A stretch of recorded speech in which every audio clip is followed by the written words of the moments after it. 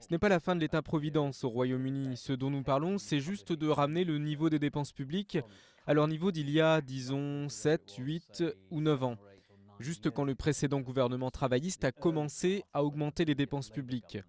Donc on ne revient pas aux années 40 ou aux années 20, c'est un petit retour en arrière.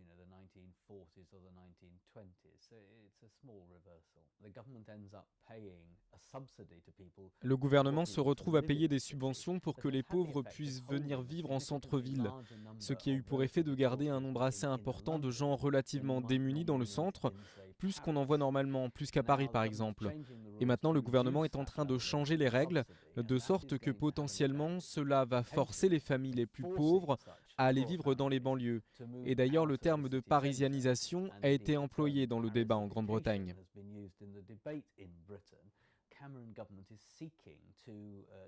Le gouvernement de Cameron est en train de repousser les frontières de l'État. C'est un cliché, mais c'est comme ça. Il réduit la place de l'État à 40% de l'économie, alors qu'aujourd'hui, on est à 50%. En France, c'est plutôt 53 ou 54%. Donc le Royaume-Uni revient à une tradition d'un État plus petit. Peut-être qu'à cause de tout ça, les rues seront plus sales à court terme, peut-être qu'il y aura moins de projets publics, mais le secteur privé va grossir et il faut se rappeler que le secteur privé est très puissant à Londres.